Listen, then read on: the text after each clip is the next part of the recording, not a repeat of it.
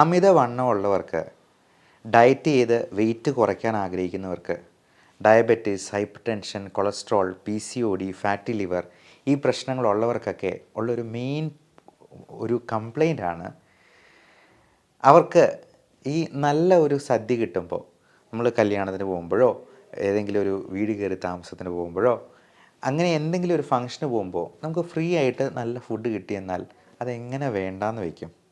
അത് നമ്മൾ ഒരു മാസത്തേക്ക് നല്ല പോലെ ഡയറ്റ് ചെയ്യുന്നതിൻ്റെ മൊത്തം ആ ഒരൊറ്റ ഫുഡിൽ നമ്മൾ ചിലപ്പോൾ തീർത്ത് കളയും. വെയിറ്റ് അത് കഴിഞ്ഞ് പിറ്റേ ദിവസം നോക്കിക്കഴിഞ്ഞാൽ 1 കിലോയോളം വെയിറ്റ് കൂടിയിരിക്കും. ഇതിന് എനിക്ക് പേഴ്സണലി എക്സ്പീരിയൻസ് ചെയ്യാൻ പറ്റിയ ഒരു സൊല്യൂഷനാണ് ഞാൻ ഇന്ന് ഈ വീഡിയോയിൽ ഡിസ്കസ് ചെയ്യുന്നത്. നമസ്കാരം, ഞാൻ doctor Bibin Jose, Pulma medical centre, Pala, Kanjirappally and Sultan Bathery. അപ്പോൾ വെയിറ്റ് കുറയ്ക്കാൻ ആഗ്രഹിക്കുന്നവർ എല്ലാവരും നിർബന്ധമായിട്ടും ചെയ്യേണ്ട ഒരു പ്രധാനപ്പെട്ട കാര്യം, ഒരു ഡിജിറ്റൽ വെയിങ് ബാലൻസ് വാങ്ങിക്കുക. അതിനൊരു 300 രൂപയൊക്കെ ഓൺലൈനിൽ വിലയുള്ളൂ. അപ്പോൾ ഡിജിറ്റൽ എന്ന് പറയാൻ പ്രത്യേക കാരണം അതിൽ പോയിൻറ്റ് ഇത്ര ഡെസിമൽ പ്ലേസും കൂടി കാണിക്കും എന്നുള്ളതാണ്. അപ്പോൾ രാവിലെ എണീറ്റ ഉടനെ കഴിയുമെങ്കിൽ മൂത്രമൊഴിച്ച് വയറ്റിൽ നിന്നൊക്കെ പോയതിന് ശേഷം നമ്മൾ ഏറ്റവും മിനിമം ഡ്രസ്സിൽ വെയിറ്റ് ഒന്ന് നോക്കുക. അപ്പോൾ അതിനകത്ത് ഒരു 0.2 ഡിഫറൻസ് ആണെങ്കിൽ പോലും കാണിക്കും എന്നുള്ളത് കൊണ്ട് നമുക്കത് കൃത്യമായിട്ട് എഴുതി നോട്ട് ചെയ്ത് വയ്ക്കാം. അതിൽ കുറയുന്നുണ്ടോ കൂടുന്നുണ്ടോ എന്നുള്ളത് നോക്കി നമുക്ക് നമ്മുടെ വെയിറ്റിനെ ഒന്ന് ട്രാക്ക് ചെയ്യാൻ പറ്റും എന്നുള്ളതാണ് ഏറ്റവും പ്രധാനപ്പെട്ട കാര്യം. ഞാൻ ഈയിടെ വിദേശ രാജ്യങ്ങളിൽ ഒരു ടൂറ് പോയിരുന്നു. അപ്പോൾ അവിടെ നമുക്കൊരു പാക്കേജായിട്ടാണ് ഇത്ര ദിവസത്തേക്ക് ഒരു റിസോർട്ടിലൊരു പാക്കേജ് എന്നുള്ള രീതിയിലായിരുന്നു. അപ്പോൾ അവിടെ ഇഷ്ടം പോലെ സീ ഫുഡും എല്ലാ തരത്തിലുള്ള ചിക്കനും മീറ്റും അങ്ങനെയുള്ള സാധനങ്ങളെല്ലാം 4 നേരമോ 5 നേരമോ വേണമെങ്കിലും കഴിക്കാനായിട്ട് നമുക്ക് കിട്ടും.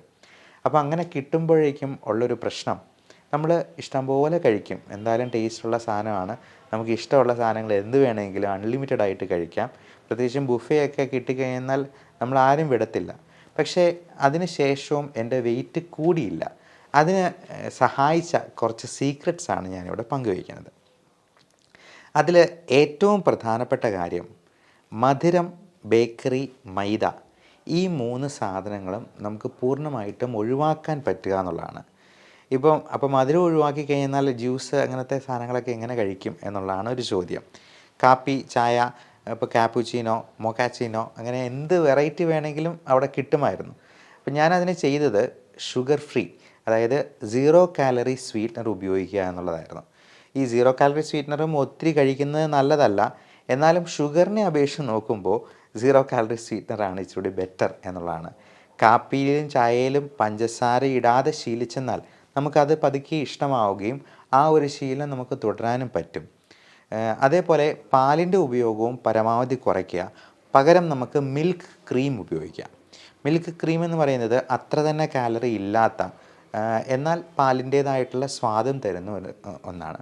അതുപോലെ ഷുഗർ ലെവലേശം ഇല്ലാത്ത എന്നാൽ കാലറി ഫ്രീ ആയിട്ടുള്ള കുറച്ച് ഭക്ഷണങ്ങളും ഞാൻ ഇതിൻ്റെ കൂടെ പറയാം. അതിൽ രണ്ടാമത്തെ പറയാവുന്ന ഏറ്റവും നല്ല സംഗതി പ്രോട്ടീൻ ഡിഷസാണ്. അതായത് ഞാൻ പാലിച്ച ഒരു ഭക്ഷണക്രമമുണ്ട്.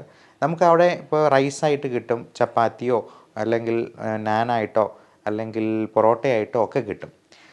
നമ്മൾ ഈ കാർബോഹൈഡ്രേറ്റിൻ്റെ അളവ് പരമാവധി കുറയ്ക്കുക, കഴിയുമെങ്കിൽ 0 കാർബോഹൈഡ്രേറ്റ് ആക്കുക. കീറ്റോ ഡയറ്റ് എന്ന് പറയുന്ന ഒരു രീതി പലർക്കും പണ്ട് മുതലേ അറിയാവുന്ന കാര്യമാണ്. ഇതിന് പകരം നമുക്ക് കൂടുതലായിട്ട് വെജിറ്റബിൾ സാലഡും അതിത്രയും തന്നെ പ്രോട്ടീനും കഴിക്കാമെന്നുള്ളതാണ്. മീനും ഇറച്ചിയൊക്കെ ഇഷ്ടം പോലെ കിട്ടുമെന്നുണ്ടെങ്കിൽ നമ്മളെന്തിന് കാർബോഹൈഡ്രേറ്റ് കഴിച്ച് വിശപ്പടക്കണം? അങ്ങനെ ഒന്ന് ചിന്തിച്ചെന്നാൽ തന്നെ ഈ അരിയും ചപ്പാത്തിയും ചോറും തുടങ്ങിയ സാധനങ്ങളും അതിൽ നിന്നുണ്ടാക്കുന്ന മറ്റു പദാർത്ഥങ്ങളും, അത് ആണെങ്കിലും ദോശയാണെങ്കിലും ഇഡ്ഡലി ആണെങ്കിലും ഒക്കെ അത് പരമാവധി കുറയ്ക്കുക. അതിനും കൂടി നമ്മൾ കൂടുതൽ കറികൾ കഴിക്കുക. ഏറ്റവും നല്ല ഒരു പ്രോട്ടീനേഷ്യസ് ആയിട്ടുള്ള വെയിറ്റ് കൂടാതെ ഇരിക്കുന്ന ഒരു ഡിഷാണ് എഗ്ഗ് ഡയറ്റ്. അതായത് മുട്ടയുടെ വെള്ള ഏറ്റവും നല്ല പ്രോട്ടീനാണ്. 100% പ്രോട്ടീൻ എന്ന് പറയാവുന്നൊരു സാധനമാണ് എഗ് പ്രോട്ടീൻ. അപ്പോൾ എഗ് വൈറ്റിൻ്റെ പ്രോട്ടീനോടാണ് മറ്റ് ഭക്ഷണ സാധനങ്ങളുടെ പ്രോട്ടീൻ കമ്പയർ ചെയ്യുക. ഇത്ര പെർസെൻറ്റേജ് എഗ് വൈറ്റിൻ്റെ പ്രോട്ടീൻ ഉണ്ട് എന്നുള്ളതാണ്. അപ്പോൾ എഗ് വൈറ്റ് എന്ന് പറയുന്നത് വളരെ നല്ല പ്രോട്ടീനാണ്. നമുക്ക് ആഴ്ചയിൽ 3-4 എഗ് യോക്ക് കഴിക്കുകയും ചെയ്യാം. എഗ് യോക്കിനകത്തും ഒരുപാട് തരത്തിലുള്ള വൈറ്റമിൻസ്, മിനറൽസ്, ഏതാണ്ട് 44ഓളം മിനറൽസ് ഉണ്ട് എന്നുള്ളതാണ് എഗ് യോക്കിൻ്റെ ഗുണം. അപ്പോൾ അതൊരു 3-4 എണ്ണം വരെ ആഴ്ചയിൽ കഴിക്കാവുന്നതാണ്. ഇതൊന്നും ഡയബറ്റിക് പേഷ്യൻസിന് ഷുഗർ കൂട്ടത്തില്ല. എന്നാൽ പ്രോട്ടീൻ കൂടുതൽ കിട്ടുന്നത് കൊണ്ട് മറ്റ് വൈറ്റമിൻസും മിനറൽസും പ്രദാനം ചെയ്യുന്നതുകൊണ്ട് ഇതെല്ലാം വളരെ ഹെൽത്തി ആയിട്ടുള്ള ഡയറ്റാണ്. അതേപോലെ വെജിറ്റബിൾസും സാലഡ്സും. നമുക്ക് ഈ സാലഡ്സ് എന്ന് പറയുമ്പോഴത്തേക്കും നമ്മൾ ഈ പച്ചിലകളൊക്കെ ഇട്ടിട്ട് ഒരു ടേസ്റ്റും ഇല്ലാത്ത സാധനമായിട്ടായിരിക്കും നമ്മുടെ മനസ്സിൽ തോന്നുക. പക്ഷേ ഇത് വളരെ ടേസ്റ്റി ആയിട്ട് ഉണ്ടാക്കാൻ പറ്റുമെന്നുള്ളത് നല്ല ഷെഫുമാർക്കറിയാം. അവർ നല്ല ഡിഷസ് സാലഡ് കൊണ്ട് തന്നെ പ്രിപ്പയർ ചെയ്ത് തരും എന്നുള്ളതാണ്. അപ്പോൾ ആദ്യമേ ഭക്ഷണം കഴിക്കുന്നതിന് മുൻപ് തന്നെ നല്ലപോലെ സാലഡ് കഴിക്കുക. അത് ചിക്കനൊക്കെ ഇട്ടിട്ടുള്ള സാലഡുണ്ട്, സീ ഫുഡുള്ള സാലഡുണ്ട്, ഈവൻ പ്രോൺസും മറ്റ് എല്ലാ തരത്തിലുള്ള കണവ, കൂന്തൽ തുടങ്ങിയ സാധനങ്ങളെല്ലാം ഇട്ടിട്ടുള്ള സാലഡ്സ് വരെ നമുക്ക് കിട്ടും. ഇതെല്ലാം നല്ല രീതിയിൽ പ്രോട്ടീൻ സപ്ലിമെൻറ്റ് ചെയ്യുന്നതാണ്. നല്ല ഫൈബർ കണ്ടൻറ്റ് ഈ വെജിറ്റബിൾസും ഫ്രൂട്ട്സും ഉള്ളത് കൊണ്ട് തന്നെ കിട്ടും. അതേപോലെ ജ്യൂസ് കുടിക്കുവാണെങ്കിലും മധുരമിടാതെ കുടിക്കാനായിട്ട് നോക്കുക.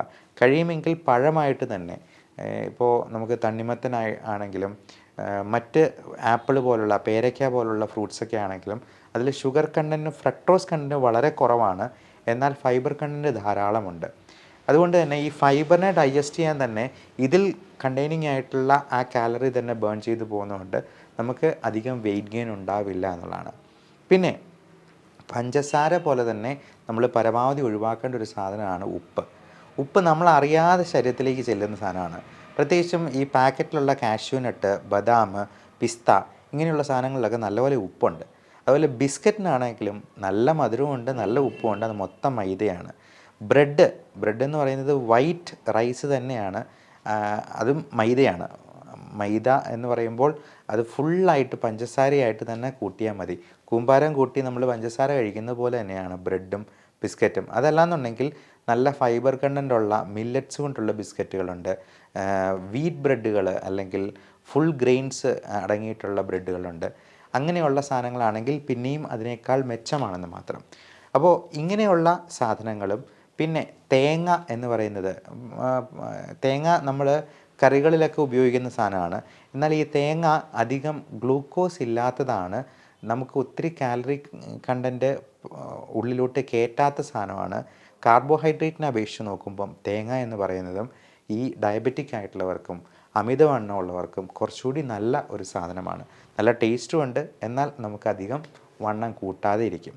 പിന്നെ ഇതിനേക്കാളൊക്കെ പ്രധാനം നമ്മൾ ഈ ചക്ക എന്ന് പറയുന്ന ഫ്രൂട്ട്, അത് ഒരു ഫ്രൂട്ടാണ് എന്നുള്ളത് നമ്മൾ പലപ്പോഴും ചിന്തിക്കുകയില്ല. ഈ കപ്പ, ചേന, ചേമ്പ് തുടങ്ങിയ കിഴങ്ങ് വർഗ്ഗത്തിൽപ്പെടുന്ന സാധനങ്ങളൊക്കെ പുഴുങ്ങിയിരിക്കുമ്പോൾ എങ്ങനെ ഇരിക്കുമോ അതുപോലെ തന്നെയാണ് ചക്കപ്പുഴുക്കും ഇരിക്കുന്നത്. പക്ഷേ ചക്ക എന്ന് പറയുന്നത് നല്ല ഫൈബർ കണ്ടൻ്റുള്ളൊരു ഫ്രൂട്ടാണ്.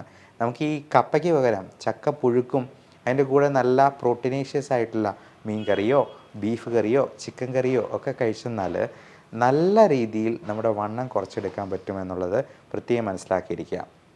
ഇപ്പോൾ പല മരുന്നുകളിൽ പോലും ചക്കപ്പൊടി ചേർത്തിട്ടുണ്ട് എന്നുള്ളതാണ് പറയുന്നത്.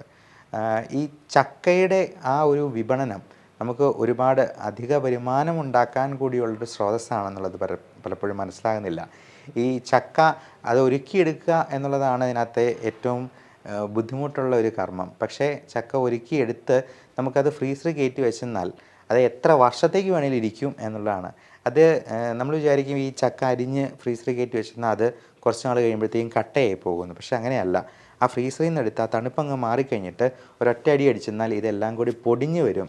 കാരണം അതിൻ്റെ ആ ഇൻ്റർലോക്കിംഗ് സ്ട്രക്ചർ തന്നെ ഇത് കട്ടയായി പോകാതെ ഇത് പൊടിഞ്ഞ് കിട്ടും എന്നുള്ളത് കൊണ്ട് നമുക്ക് എത്ര കാലം വേണമെങ്കിലും ഈ ചക്കപ്പുഴുക്ക് ഉപയോഗിക്കാം. അതുപോലെ ചക്കയുടെ ചവണിയാണെങ്കിലും അതുകൊണ്ട് ചമ്മന്തി അരയ്ക്കുന്നവരുണ്ട്. ഇതെല്ലാം നല്ല രീതിയിൽ ഫൈബർ കണ്ടൻറ്റ് പ്രദാനം ചെയ്യുന്ന നല്ല സംഗതിയാണ്. ചക്കക്കുരു കൊണ്ട് പായസം ഉണ്ടാക്കാം. അതിൻ്റെ ഒരു റെസിപ്പിയും ഞാൻ എൻ്റെ യൂട്യൂബ് ചാനലിൽ അപ്ലോഡ് ചെയ്തിട്ടുണ്ട്. നിങ്ങൾക്ക് എല്ലാവർക്കും കാണാവുന്നതാണ്. വളരെ ടേസ്റ്റി ആയിട്ട് നമുക്കത് ഉണ്ടാക്കാം.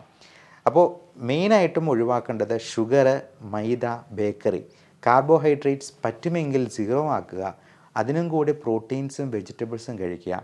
പരമാവധി എക്സസൈസ് ചെയ്യുക. എക്സസൈസ് എന്ന് പറയുന്നത് നമുക്ക് 1 മണിക്കൂർ ജിമ്മിൽ പോയി അധ്വാനിക്കാനൊന്നും പലപ്പോഴും പറ്റിയേക്കില്ല.